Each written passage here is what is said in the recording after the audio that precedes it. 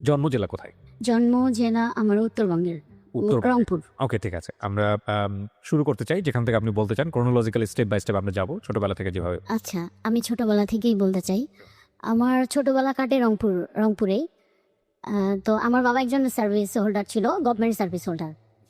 তো আমরা 4 বোন, আমাদের অ্যাকচুয়ালি ভাই নাই। তো ছোটবেলা থেকেই আমাদের ফ্যামিলিটা কিন্তু একটু রেস্ট্রিক্টেড, মানে আমার বাবা একটু রেস্ট্রিক্টেড প্লাস হচ্ছে রেস্ট্রিক্টেড বলতে মানে কি বলে, মানে কনজারভেটিভ। হ্যাঁ, কনজারভেটিভ। ওকে। কনজারভেটিভ। তো আমার স্কুল কাটে রংপুরে। আমি যখন ক্লাস 1-এ ভর্তি হই তখনই আমার বাবা ট্রান্সফার হয়ে রংপুরে চলে আসে, মেইন শহরেই চলে আসে। ইভেন আমার বাবা ওইখানে হচ্ছে পরে আস্তে আস্তে ওখানে সেটেল হয়ে যায় আর কি। আচ্ছা। তো আমি রংপুরের একটা নামকরা স্কুলেই পড়ি। তো সেখানে আমি খুব ভালো স্টুডেন্ট ছিলাম, মানে ক্লাস 1 থেকে 5 পর্যন্ত আমি, মানে আমার মনে হয় না যে আমি কখনো সেকেন্ড হয়েছি। জি, আমি ফার্স্ট হয়েছি। এবং হচ্ছে ক্লাস 5-এর বৃত্তি পরীক্ষায় আমি স্কলারশিপও পেয়েছি। Very good. বাট এইটা যে আমি স্কলারশিপটা পাবো আমি কখনো চিন্তা করি নাই, কারণ আমার ধারণা ছিল যে মনে হয় পাবো না। কিন্তু আমার আব্বু সবসময় বলতো যে না, পাবা না কেন। তো সেই ক্ষেত্রে আমার আব্বুর একটা বিরাট ভূমিকা আছে। দেখা যেত আব্বু সারাদিন অফিস করার পর এসে আমাকে পড়াইতো। হ্যাঁ, তো সেই ক্ষেত্রে আমার একটু বিরক্তও লাগতো। ছোট মানুষ ছিলাম তখন, একটু খেলতে যাইতে পারতাম না। তো আমি আম্মুকে বলতাম যে আম্মু সবাই খেলে, আমি কবে খেলতে পারবো। আর আমাদের বাসা, আমাদের মানে আমাদের অফিস থেকে, আব্বুর অফিস থেকে আমাদের একটা কোয়ার্টার দিয়েছিল, সরকারি কোয়ার্টার। তো আমরা আমাদের ছোটবেলা ওইখানেই বেড়ে ওঠা। তো দেখা যেত যে আমার আরো যে 2টা ছোট ছোট বোন আছে, তারা খেলতো, আমি খেলতে পারতাম না। এক কারণে আমার নানান কমপ্লেন ছিল আমার আম্মু আব্বুর প্রতি। তারপরে এই আর কি, ওখান থেকে আমি খুব ভালো রেজাল্ট নিয়ে স্কুল শেষ করলাম। তারপরে আমি একটা গভর্নমেন্ট স্কুলে ভর্তি হইলাম। হওয়ার পর ওইখানে আমি ক্লাস, মানে এসএসসি পর্যন্ত খুব ভালোভাবেই আমার পড়াশোনা ছিল। তো এর মধ্যে নানান ধরনের প্রপোজাল পাই, যেটা হয় আমাদের সমাজে। মেয়েরা একটু দেখতে সুন্দর আমার তখন কিন্তু সেই মুহূর্তে ওই ধরনের কোনো ইচ্ছা ছিল না, বোঝারও বয়সও হয় না, ইচ্ছাও ছিল না, কিন্তু আমার ভালো লাগতো, আমি খুব এনজয় করতাম। এবং প্রত্যেকটাই হচ্ছে আমি আমার আম্মুকে গিয়ে বলতাম, আম্মু জানো অমুক একটা ছেলে আজকে স্কুলে আসতে আমাকে চিঠি দিয়েছে। এবং প্রত্যেকটা চিঠি কিন্তু আমার আম্মু পড়তো। তো মানে আমার বাবাকে খুব ভয় পাইতাম, মানে যত স্কুল এসএসসি পর্যন্ত এসে আমার বাবার সাথে একটু গ্যাপ ক্রিয়েট হয়েছে, মানে তো একটু বড় হয়ে গেছি, তখন মনে হচ্ছিল যে একটু নিজের মতো চলবো। তো এইভাবে আমার স্কুল লাইফটা শেষ হইলো। এসএসসিও আমি মোটামুটি খুব ভালো করে মানে পাশ করে গেছি, যেটা এক্সপেকটেশন ছিল সেটা হয়তো পারি নাই, বাট রেজাল্ট খুব খারাপও হয় নাই। আচ্ছা।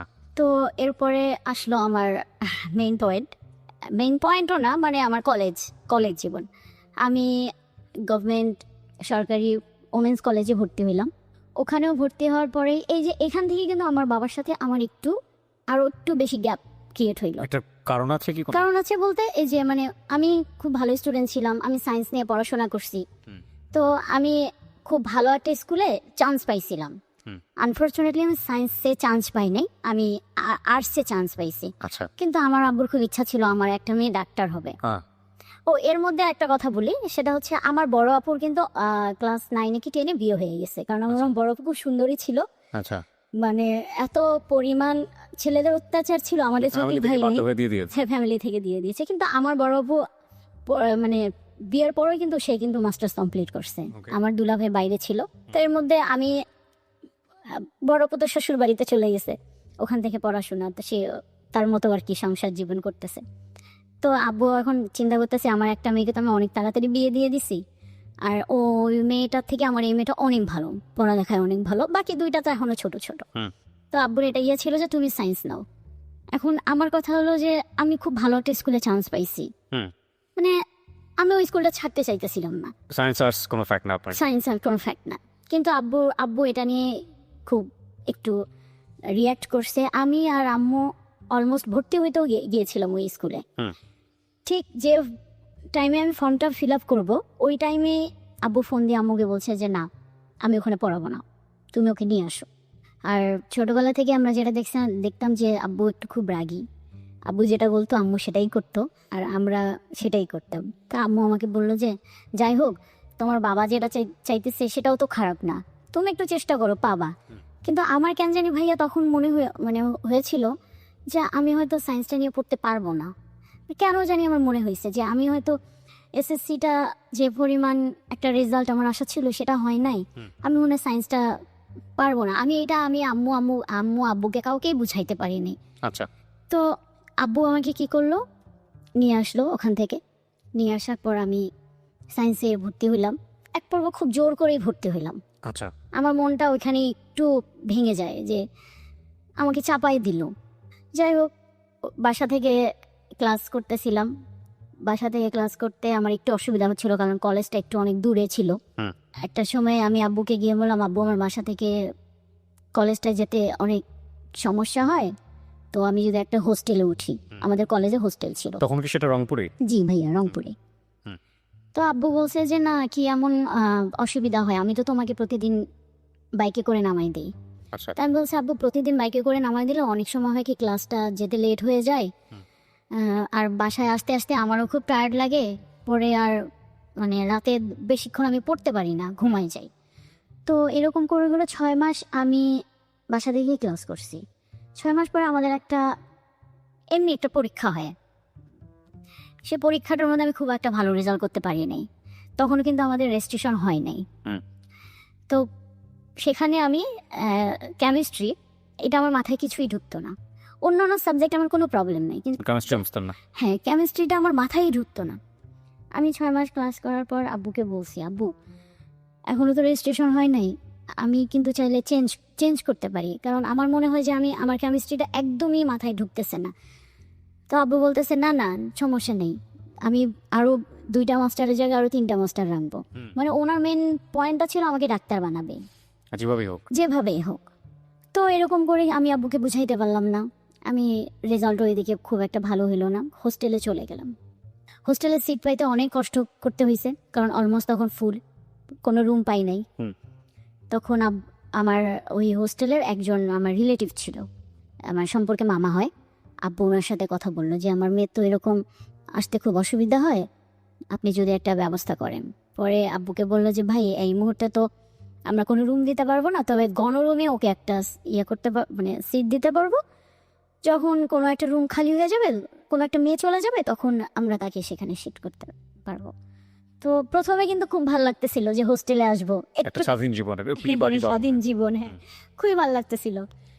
কিন্তু যেদিন আব্বু আম্মু আমাকে মানে হোস্টেলে নিয়ে আসার পর আব্বু আম্মু যখন চলে গেল, তখন না মনের ভেতর একটা মানে বাবা মা যে নাই, থাকবে না কাছে, এটা ফিল করে আমার খুব কান্না পাইলো।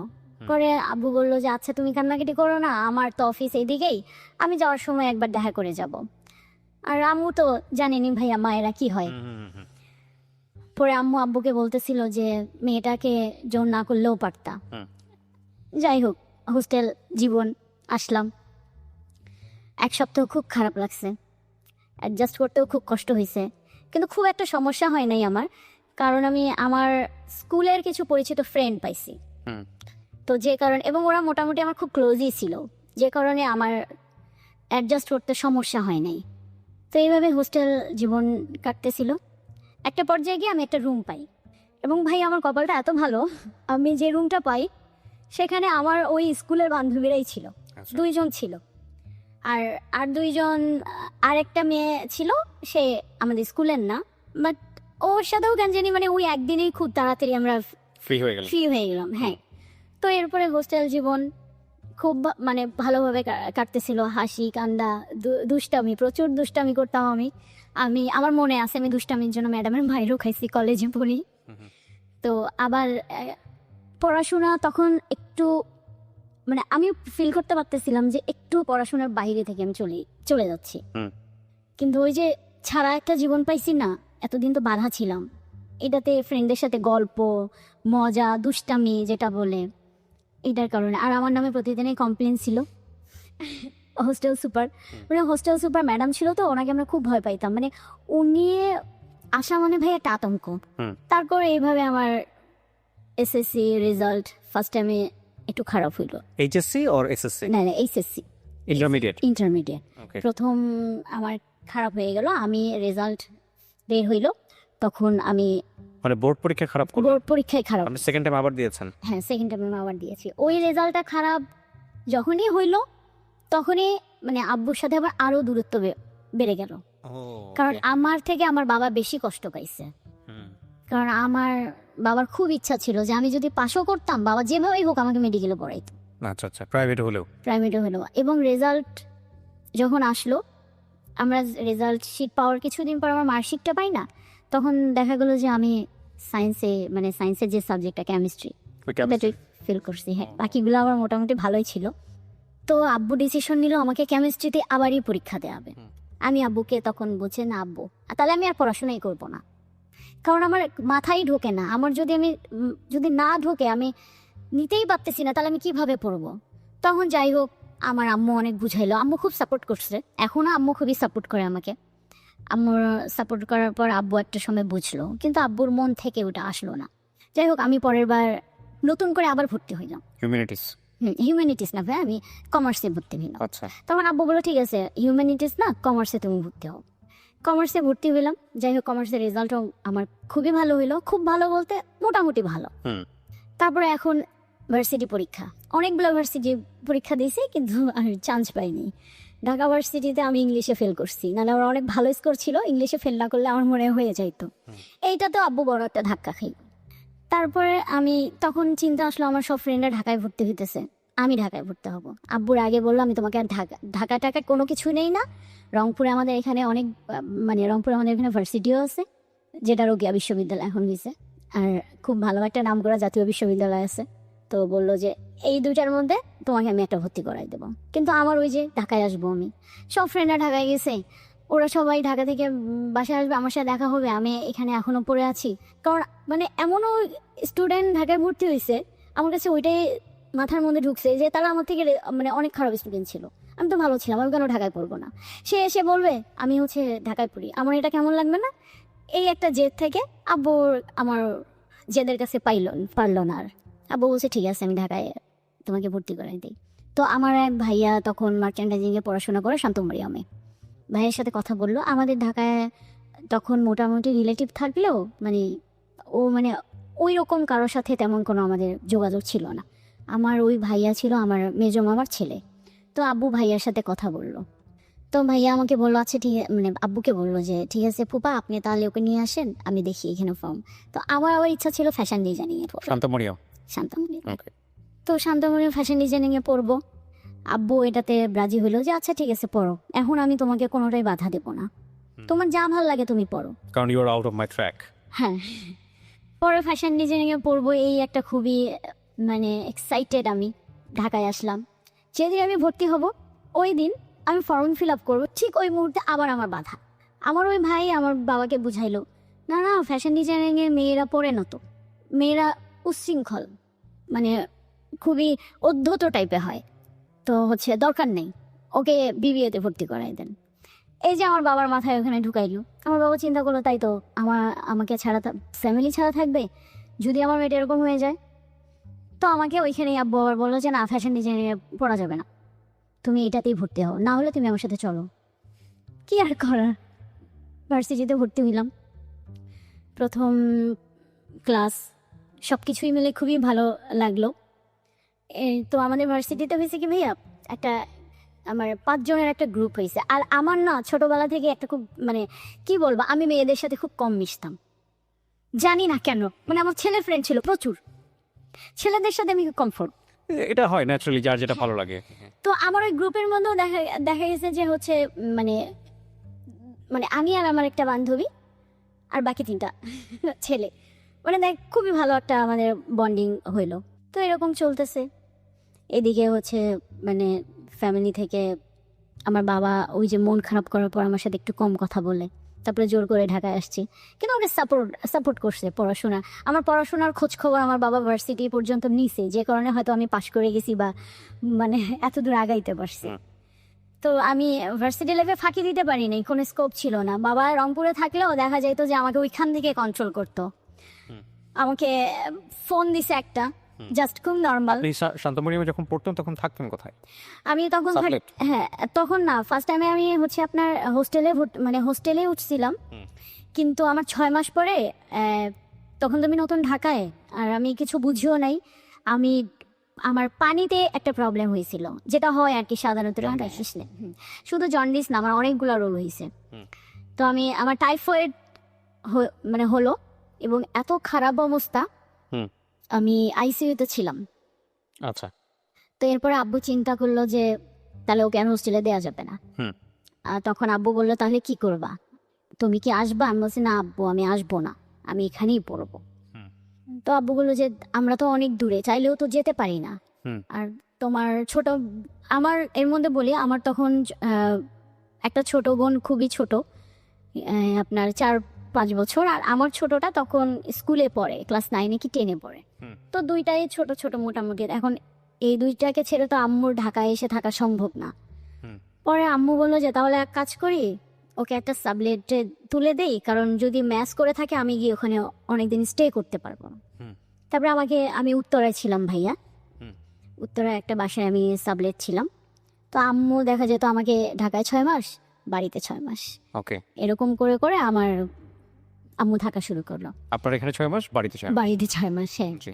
এর মধ্যে হইলো তখন আমি আমার 5th সেমিস্টার, না 5th না, 4th সেমিস্টার, 3rd সেমিস্টার শেষ হয় 4th সেমিস্টারে উঠছি। তো এর মধ্যে আমার আব্বু একটা মোবাইল কিনে দিয়েছিল। আচ্ছা, এই প্রথম মোবাইল এই প্রথম বলতে আমার এই প্রথম অ্যান্ড্রয়েড যে মোবাইল, আপনার স্যামসাং একটা মোবাইল কিনে দেয়। জি। এরপরে তো আমি সবাই চিন্তা করলাম যে আমার এতদিন ছোট মোবাইল ছিল, আমি তো ফেসবুক ইউজ করতে পারতাম না। তো আমি একটা ফেসবুক অ্যাকাউন্ট খুলি।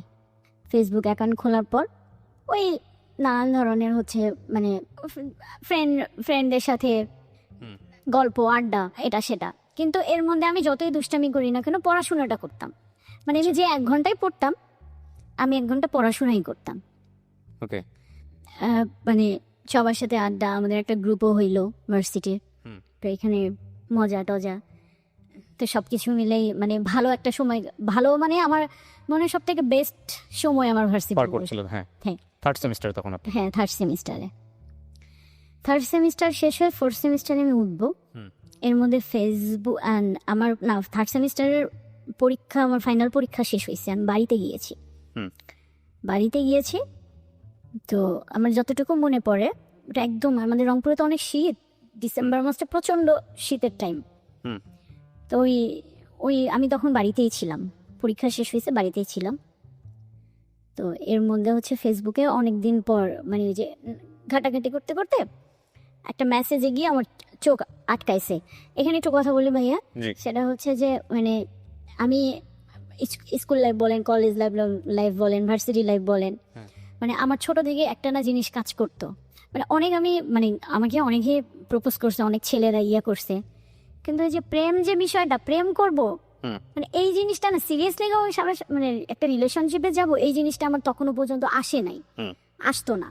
আর আমার ছোটবেলায় থেকে একটা জিনিস ছিল, না আমি কেন মানে একই ক্লাসের ছেলেদের সাথে প্রেম করব, কেন আমি অন্য মানে বড় ভাইদের সাথে প্রেম করব। আমার না ছোটবেলা থেকে আমি জানি না, মাথায় একটা জিনিস ঘুরতো, আমার থেকে 10-12 বছরে বড় হবে এরকম কেউ আমাকে প্রপোজ করলে আমি এদের সাথে প্রেম করব। মানে এরকম একটা আমার ছিল, জানি না কেন। তো বাসায় ওই টাইমটায় কোনো কাজ নেই, পরীক্ষা টরীক্ষাও শেষ হয়েছে। আর তখন ওই টাইমটা আমাদের বাসায় আবার খুব মানে সব আত্মীয় স্বজন ছিল, বলতে আমার বড় বোন আসছে অনেকদিন পর, মানে এটা নিয়ে পুরো একটা মানে বাসার একটা খুব ভালো মোমেন্ট ছিল। তারপরে তো আমি একদিন শুয়ে আছি দুপুরবেলা, হঠাৎ করে আমার একটা মেসেজটা অনেক দিন আগে পাঠাইছে, আমি এটা খেয়াল করি নাই। আমার এখনো মনে আছে, 25 তারিখ হবে, কেউ একজন তখন চেনেন না আপনি? হ্যাঁ, চিনি না। সে আমাকে একটা মেসেজ দিচ্ছে, সে ডিরেক্ট এইভাবে বলছে, তোমাকে আমার ভালো লাগে, আমি তোমার সাথে রিলেশন করব, তুমি যদি রাজি থাকো আমাকে ইয়েস বলো, না থাকলে এই পর্যন্ত স্টপ। এটা কি ফেসবুকের ইনবক্স করেছে? ফেসবুকে ইনবক্স করেছে। চিন্তেন আপনি আইডি দেখে চেনা গেল ছেলেটাকে নাকি? আমি তখন খেয়াল করিনি আইডিটা। আমি না ওই রকম একটা মেসেজ দেখে মানে আমার খটকা লেগেছে, যে কে, মানে খটকা থেকে আমার বেশি একটা ইন্টারেস্ট লেগেছে। মানে কেন লেগেছে, যে সে একদম আমাকে ডিরেক্ট বলছে। তো আমি কিছুক্ষণ চিন্তা করছিলাম ওইটা নিয়ে, চিন্তা করে কি রিপ্লাই দেবো। আমি ভাবলাম যে থাক, এরকম কতজনে কি দেয়, রিপ্লাই দেবো না। তো আমি ওই দিন আর রিপ্লাই দেই নাই, কিন্তু আমার মাথার মধ্যে কিন্তু ওই জিনিসটা আছে হুম। কে কে কে না, একটু আমি দেখতেই তো পারি।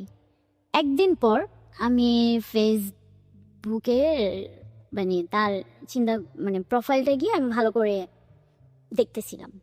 তো দেখতে মানে প্রথম প্রোফাইল পিকচারটা দেখেই না আমার চোখটা আটকে গেছে।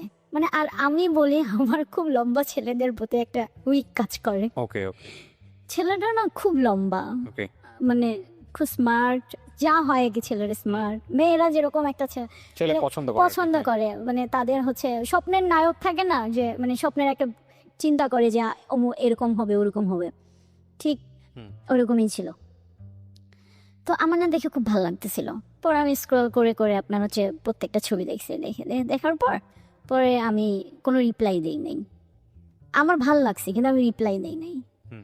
আমরা দেখি কি করে। ঠিক তার একদিন পরে ছেলেটা দেখি আমাকে আবার টেক্সট করছে, কি ব্যাপার তুমি কিছু জানাইলো না? তখন আমি রিপ্লাই দিয়েছি যে আপনি কি আমার সম্পর্কে জানেন না আপনি আমাকে দেখছেন? হুম। তো বলছে যে আমি তোমার সম্পর্কে জানি না, কিন্তু তোমাকে আমি দেখেছি, দেখেই আমার ভালো লেগেছে। আচ্ছা তো এরপরে আমি মেসেঞ্জারে বেশ কিছুদিন কথা টথা হয়েছে, বেশ কিছুদিনও না, আপনার 25 তারিখেও পাঠাইছে, আর 31 তারিখে গিয়ে মানে ওর সাথে আমার কথা হয়েছে, ফার্স্ট ফোনে কথা হয়েছে। এই কয়দিন শুধু আমাদের মানে মেসেজিংয়ে কথা হইতো। হুম। ও আমাকে নাম্বার দিছে, দিয়ে বলছে যে তোমার মন চাইলে তুমি আমাকে ফোন দিও। এর মধ্যে ছেলেটা সম্পর্কে আমি জেনে নিছি যে সে কোথায় থাকে, তার বাসা ঢাকা। সে তখন একটা কোম্পানিতে জব করে, পড়াশোনা শেষ হয়ে গেছে। মানে তার কথা শুনে আমার মনে হলো, মানে ফ্যামিলি ব্যাকগ্রাউন্ড শুনে মনে হলো যে ভালো। তারপরে এই তো একটু একটু করে ভালো লাগা। ওই আপনি জিজ্ঞেস করলেন না ওকে যে ও আপনাকে জানলো কিভাবে? হ্যাঁ, আমি জিজ্ঞেস করছি। তো আমাকে বলছে যে তোমাকে আমি একবার দেখেছিলাম, হুম। একটা বিয়েতে আমি দেখেছিলাম, ওনার এক বন্ধুর বিয়েতে সে আমাকে দেখেছিল। হুম। তো আসলে বন্ধুর বিয়েতে বলতে আমার এক বান্ধবী ছিল, মানে খুব ক্লোজ না, বাট আমাদেরই ভার্সিটির। তো ওর বন্ধুর সাথে আমার ওই বান্ধবীটার বিয়ে হয়েছে, তো আমি সেই বিয়েতে অ্যাটেন্ড করছিলাম। আচ্ছা তো পরে আর কি সেটা আমি জানতে পাই। যাই হোক, সে হয়তো তার কাছ থেকে শুনে আমার ফেসবুক আইডিটা নিয়ে বা আমার ওই বান্ধবীর সাথে সামহাও আপনাকে নক করেছে। নক করছে। তারপরে ওর সাথে আমার প্রথম দেখা হয়। হুম। মানে প্রথম 3-4-5 মাস খুব ভালো একটা সময় কাটছে, মানে ও খুব টেক কেয়ার করে করে। আমার কাছে মনে হচ্ছিল যে তখন খুব ভালো লাগতো, আবার একটা সময় খুব বন্দিও লাগতো। কারণ প্রত্যেকটা কাজে সে ইন্টারফেয়ার করতো। মানে এখানে গেলে তাকে বলে যেতে হবে, ওখানে গেলে বলে যেতে হবে, মোবাইল কেন, এটা মানে যা হয় আর কি। তো একটা পর্যায়ে সে আমাকে কিছু ইশারা ইঙ্গিতে বুঝাইতে চাইল যে তার মানে একটা কিছু দরকার বা যে ব্যাপারটা। তখন আমি ওকে বুঝাইলাম যে দেখো, আমি খুব প্রত্যন্ত একটা অঞ্চল থেকে উঠে আসছি, আমি এইভাবে বড় হই নাই। তোমাকে আমার ভালো লেগেছিল, আমার মনে হয়েছিল যে তোমার সাথে আমার রিলেশন একটা ক্রিয়েট করা যায়, এবং তুমিও সিরিয়াস, আমিও সিরিয়াস ছিলাম। তো ব্যাপারটা হচ্ছে, তো তুমি যেটা করতে চাচ্ছ সেটা এই মুহূর্তে সম্ভব না। আমি খুবই একটা কনজারভেটিভ ফ্যামিলি থেকে উঠে আসছি। তো আমাদের যদি মানে যা হবে বিয়ের পর। কিন্তু সে তখন ঠিক আছে, ওকে আমি তোমাকে একটু পরীক্ষা করলাম, দেখি এখনকার মেয়েরা অনেকে হয়, এইভাবে সে আমার ব্রেন ওয়াশ মানে করতো। সব থেকে ব্যাপার যেটা ভাই আমার জন্য খুবই একটা মানে শকিং একটা ব্যাপার, সেটা হচ্ছে যে ওর সাথে আমার ব্রেকআপ হওয়ার কারণটা হলো, আমার যে খুব ভালো ফ্রেন্ড ছিল, সামহাউ সে তার সাথে কোনো একটা ভাবে কানেক্ট হয়ে যায়। আচ্ছা। কানেক্ট হওয়ার পর তাদের মধ্যে একটা রিলেশন ক্রিয়েট হয়, যেটা আমি জানতাম না। মানে সে আমাকে বুঝতে দেয়নি। মানে হয় না যে অন্যদিকে ডাইভার্ট হয়ে গেলে আমার দিক থেকে সরে আসা বা একটু সময় কম দেওয়া, মানে আমি কোনোভাবেই বুঝতে পারিনি। তো একদিন যখন ব্যাপারটা আমার সামনে চলে আসলো, খুব বাজেভাবেই সামনে চলে আসছে, তখন আমার অবস্থাটা এতটাই খারাপ ছিল, আমি ওকে মানে তখন ওর প্রতি আমার এত একটা ব্যাড ইমপ্রেশন যেটা বলেন, মানে এত একটা খারাপ অনুভূতি তৈরি হইলো যে আমি ওকে যে জিজ্ঞাসা করব সে রুচিটাও আমার হয় নাই। মানে আমার কাছে মনে হলো যে এটাই কি লাইফের একটা পার্ট, এটার জন্য কি মানে এত বড় একটা মানে সে আমাকে কষ্ট দেবে। ওইখান থেকে আমার মাথার মধ্যে একটা ঢুকছে যে এটাই বুঝি লাইফের একটা পার্ট, ভালোবাসা কিছু না। আমার তো কোনো কমতি ছিল না, কিসে কমতি, এটাই আমার সবসময় মনে হইতো। আচ্ছা তো এরপরে যাই হোক, সে অনেকবার আমার সাথে যোগাযোগ করার চেষ্টা করছিল, আমার ওইখান থেকে ওই দিনের পর থেকে একদমই টোটালি ক্লোজ। এরপরে আমার মাঝখানে খুব বাজে একটা অবস্থা গিয়েছিল, কারণ রিলেশন ব্রেকআপ হয়ে গেছে, একটা এতদিনের অভ্যাস এই একটা ঘটনাকে কেন্দ্র করে আপনার রিলেশনশিপ ব্রেকআপের দিকে চলে গেল। চলে গেছে। ওকে তো তখন আমি চিন্তা করলাম, না আমি আর কোনো রিলেশনশিপেই জড়াবো না, আমার এসবের দরকার নেই, আমি পড়াশোনা করি। আচ্ছা, বাট এটা নিয়ে আপনার মধ্যে মেন্টালি কোনো ইফেক্ট তৈরি হলো না? মেন্টালি ইফেক্ট তৈরি হয়েছিল, কিন্তু তখন আমার ফ্রেন্ডরা আমাকে খুব সাপোর্ট দিছে হুম। যে তুমি পড়াশোনায় মনোযোগ দাও, অন্য কোনো মানে কাজকর্মে বেশি বেশি করে তুমি ইয়া করো, আচ্ছা। ফোকাস করো, Okay. পড়াশোনাটা করো। ওকে তারপরে আমার সব থেকে, আমি আম্মুর কথা না বললেই হয় না, আম্মু আমাকে খুবই সাপোর্ট করছে। ওকে, বাট আপনি শেয়ার করেছিলেন সবার সঙ্গে যে আমি আমার আম্মুর সাথে শেয়ার করছি, ফাইন। আম্মু খুবই সাপোর্ট করছে, আম্মু আমার সাথে ফ্রেন্ডের মতো